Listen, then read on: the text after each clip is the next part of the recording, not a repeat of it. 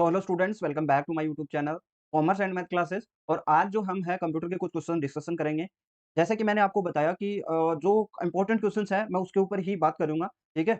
ऐसे तो कंप्यूटर में बहुत सारे क्वेश्चंस बनते हैं, लेकिन मैं आप लोगों को जो है अपनी जो एमसीक्यू बैच है उसके अंदर कुछ ऐसे क्वेश्चंस कराऊंगा जो आपके एग्जाम्स में आपको मदद करेंगे। ठीक है। अगर आप लोग ने अभी तक हमारा जो बैच है वो ज्वाइन नहीं किया है, तो आप लोग ज्वाइन कर सकते हो। यहाँ पे आपको संगणक का बैच जो है इसके अंदर काफी सारे फीचर्स मिल जाएंगे।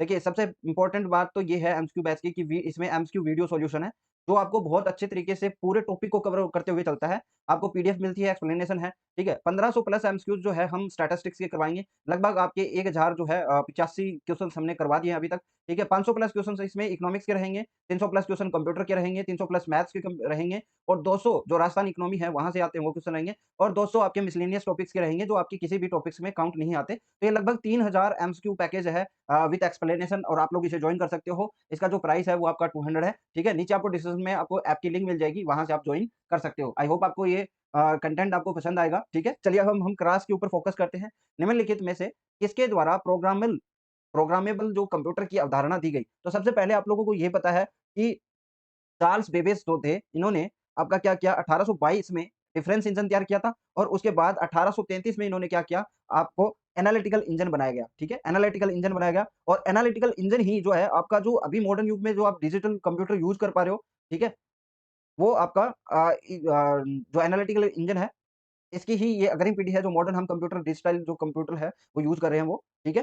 तो आप लोग ध्यान रखोगे। और चार्ल्स बेबेज को हम क्या कहते हैं, तामा कहते हैं, कंप्यूटर का जनक बोलते हैं, ठीक है। और ये जो प्रोग्रामेबल जो कंप्यूटर है इसकी अवधारणा भी चार्ल्स बेबेज द्वारा ही दी गई। तो डी आंसर आप लोग सही करोगे इसके अंदर। नेक्स्ट क्वेश्चन की तरफ बढ़ते हैं। निम्नलिखित में से वह कंप्यूटर कौन सा है जिसमें एनालॉग और डिजिटल कंप्यूटर दोनों कंप्यूटरों के गुण हैं, ठीक है। तो उसको हम बोलते हैं हाइब्रिड। इसमें क्या होता है कि आपके दोनों कंप्यूटर के गुण आते हैं। अब अगर हम कार्य पद्धति के आधार पर कंप्यूटर को देखें तो कंप्यूटर को हम कितने भागों में बांट सकते हैं? 3 भागों में। कौन-कौन से? एक तो एनालॉग हो गया, ठीक है ना लोग। दूसरा दूसरा आपका हो जाता है डिजिटल और तीसरा क्या हो जाता है आपका? हाइब्रिड, ठीक है। ये 3 प्रकार के कंप्यूटर आपको को बाँट सकते हैं हम। एनालॉग कंप्यूटर क्या होता है? जिसकी गति धीमी होती है, जैसे वोल्टमीटर आपका आता है, बैरोमीटर आता है, ठीक है। डिजिटल कंप्यूटर क्या होता है? इसके जो आंकड़े होते हैं वो क्या रहते हैं? गणना के हिसाब से रहते हैं, 0 1 में होता है और ये जल्दी जो है कार्य करता है, इसकी गति तेज होती है, जैसे डिजिटल घड़ी आती है आपकी। और हाइब्रिड कंप्यूटर क्या होता है? जैसे वो डिजिटल और एनालॉग दोनों की विशेषताएँ रखता है, ठीक है। उसको हम हाइब्रिड बोलते हैं, जो आपके मौसम की भविष्य का वाणी करता है, ठीक है। जिसमें मोस्टली क्या आते हैं आपके सुपर कंप्यूटर आते हैं, ठीक है। नेक्स्ट देखिए। सुपर कंप्यूटर की कंप्यूटिंग के पिता के रूप में किससे जाना जाता है? देखिए, यहाँ पे आपका हो जाएगा सेमुर कुरे।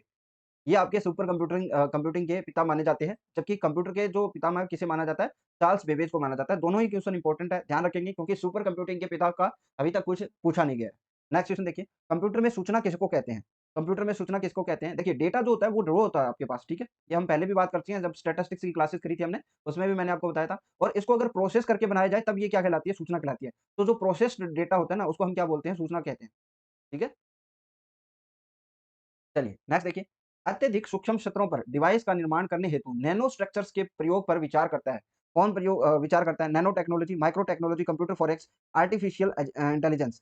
देखिए, नैनो टेक्नोलॉजी जो है एक ऐसा नवाचार है जिसमें आमतौर पर जो वस्तुओं को निर्माण है, जैसे निर्माण किससे हुआ है? हर वस्तु का परमाणु और अणुओं से हुआ है, ठीक है। इनके ऊपर फोकस करता है, उनके पैमाने पर बात करता है, तो वो आपकी क्या है? Nano technology. आपका ए आंसर इसमें राइट आंसर होगा। नेक्स्ट क्वेश्चन देखिए। कंप्यूटर की वह विशेषता जिसमें सोचने, समझने और तर्क करने की क्षमता होती है, क्या कहलाती है? वो अभी अभी का युग जो है, वो धीरे-धीरे चेंज हो रहा है आर्टिफिशियल इंटेलिजेंस की तरफ, ठीक है? तो सी आंसर इसमें होगा। इसमें एक दिमाग बनाया जा सकता है, जिस हिसाब से वो कंप्यूटर है वो खुद की सोच भी रखेगा, है ना? चलिए, कृत्रिम बुद्धि का प्रयोग करने वाले कंप्यूटर की कौन-सी पीढ़ी से संबंधित है? तो देखिए, जो आपका आर्टिफिशियल इंटेलिजेंस वो आया है, वो किसमें आया है? कौन-सी पीढ़ी में आया है? वो आपका पंचम पीढ़ी में आया है, ठीक है? पंचम पीढ़ी आप लोग ध्यान रखें, ठीक है? चलिए, नेक्स्ट क्वेश्चन की तरफ हम बढ़ते हैं। निम्नलिखित में से सही श्रृंखला है, जानकारी, डेटा, सूचना। सूचना, जानकारी, डेटा। देखिए, डेटा जो होता है वो रो होता है, ठीक है? उससे जो है हम क्या करते हैं, प्रोसेसिंग करते हैं, फिर उसके बाद जानकारी और उसके बाद जो है आपकी सूचना बनता है। तो डेटा होगा, फिर उसके बाद जानकारी, फिर सूचना। ये आंसर होगा। डेटा जो होता है वो क्या होता है? डेटा को हम तथ्यों या आंकड़ों में या ऐसी जानकारी में परिभाषित कर सकते हैं जिसमें कंप्यूटर में स्टोर करना है या प्रोसेस करना है, ठीक है? और उसकी प्रोसेस करने के बाद जो हमारे पास रहेगी वो क्या कहलाएगी? सूचना कहलाएगी, ठीक है? इन्फॉर्मेशन कहलाएगी। चलिए नेक्स्ट क्वेश्चन देखिए, पहली पीढ़ी का कंप्यूटर कौन-सा है? पहली पीढ़ी के कंप्यूटर की बात करें, तो इसमें जो है पहली पीढ़ी के अंदर वैक्यूम ट्यूब का इस्तेमाल किया जाता था। ये चीज़ें भी आपको ध्यान रखनी होगी, वैक्यूम ट्यूब का इस्तेमाल किया जाता फर्स्ट पीढ़ी के अंदर, ठीक है? और इसके एग्ज़ाम्पल कौन-कौन से हैं? एनियाक है, ठीक है? और एडवाक है। ये जो है, ये आपके किसके हैं? प्रथम पीढ़ी के हैं। प्रथम पीढ़ी में वैक्यूम ट्यूब का इस्तेमाल किया जाता था। नेक्स्ट क्वेश्चन देखिए, निम्नलिखित में से कौन-सी प्रोग्रामिंग भाषा प्रथम पीढ़ी के कंप्यूटर में प्रयोग की जाती है? देखिए, पाइथन वगैरह तो अभी आई है ना, रिसेंटली जो आप देख रहे हो अभी के पाइथन की लैंग्वेज आ रही है। उस टाइम में जो भाषा यूज़ की जाती थी, जो प्रथम पीढ़ी थी, उस टाइम में प्रोग्राम बनाना कठिन बहुत था, ठीक है? और इसके लिए हम मशीन भाषा का प्रयोग करते थे, ठीक है? इसके लिए मशीन भाषा का प्रयोग करते थे और उस टाइम में ये जो प्रोग्राम है बनाना कठिन था। नेक्स्ट देखिए, भारत के प्रथम सुपर कंप्यूटर परम 8000 का शुभारंभ किया गया। परम 8000 का शुभारंभ कब किया गया था? 1991 में किया गया था, ठीक है? और ये किसके द्वारा? सीडैक के द्वारा। 2-4 इन्फॉर्मेशन आपको ध्यान से रखनी है। भारत के प्रथम स्वदेशी माइक्रो प्रोसेसर का नाम क्या है? नाम था परम शक्ति, सिद्धार्थ शक्ति और भास्कर। इसमें से जो शक्ति है, ये आपका स्वदेशी माइक्रो प्रोसेसर था। कंप्यूटर की पंचम पीढ़ी में वीएलएसआई तकनीक को किस तकनीक के में परिवर्तित किया गया था? देखिए, कंप्यूटर के अंदर जो है अलग-अलग पीढ़ियों के हिसाब से जो है तकनीक चेंज हुई। उसके हिसाब से ही जब यूएलएसआई था, ठीक है? जो अल्ट्रा लार्ज स्केल इंटीग्रेशन था, एक सिलिकॉन कंडक्टर था जिसमें लाखों ट्रांजिस्टर एकीकृत करके एम्बेड करके लगाया जा सकता था और इसका प्रयोग जो है वो पंचम पीढ़ी में किया गया, ठीक है? वीएलसी तकनीक को किस तकनीक में परिवर्तित किया गया? यूएलसी, ठीक है? यूएलएसआई ये आपको ध्यान रखना है, ठीक है? यहाँ पे आपका अल्ट्रा लार्ज इंटीग्रेशन,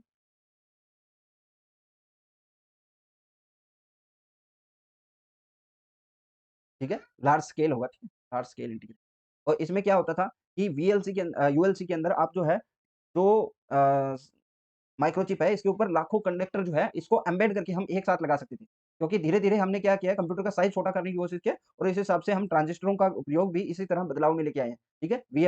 वीएलएसआई जो है आपके लाखों ट्रांजिस्टर है, उनको एम्बेड करके उसमें लगाया जा सकता है।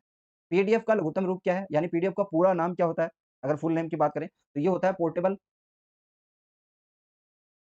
Document format. ठीक है? तो यहाँ पे आपका डी आंसर हो जाएगा। Portable document format. ठीक है? ये आप ध्यान रखो। प्रोसेस्ड डेटा एवं इन्फॉर्मेशन में जो निष्कर्ष निकालते हैं वह क्या कहलाता है? ठीक है? प्रोसेस्ड डेटा है या फिर इन्फॉर्मेशन है, उसमें से जो हम निष्कर्ष निकालते हैं वो क्या कहलाता है? नॉलेज कहलाता है, ठीक है? नॉलेज कच्चे डेटा की तुलना में जानकारी को अधिक मूल्यवान बनाता है और नॉलेज से किसी प्रश्न का उत्तर देना या फिर समस्या का हल करना कर सकते हैं, ठीक है? ये आपको ध्यान रखना है, तो आपका जो प्रोसेस्ड डेटा होता है और इन्फॉर्मेशन है, उससे जो निष्कर्ष निकलता है वही आपका नॉलेज होता है, ठीक है? आगे बढ़ते हैं, क्वेश्चन नंबर 16 कौन-सी भाषा कंप्यूटर के द्वारा बिना अनुवाद किए समझी जाती है? मशीनी भाषा, असेंबली भाषा, हाई लेवल भाषा या सभी भाषाएँ? देखिए जो मशीनी भाषा है, वो क्या होती है? बिना अनुवाद किए समझी जाती है कंप्यूटर के द्वारा, ठीक है? ये आप लोग ध्यान रखोगे। सीएमओएस का पूर्ण नाम क्या है? अगला क्वेश्चन है कॉम्प्लीमेंट्री मेटल ऑक्साइड सेमीकंडक्टर क्या है इसका? देखिए पूरा लिख लीजिए। कॉम्प्लीमेंट्री कॉम्प्लीमेंट्री एम का क्या बनेगा? मेटल ऑक्साइड और आपका एस का क्या बनेगा? सेमीकंडक्टर।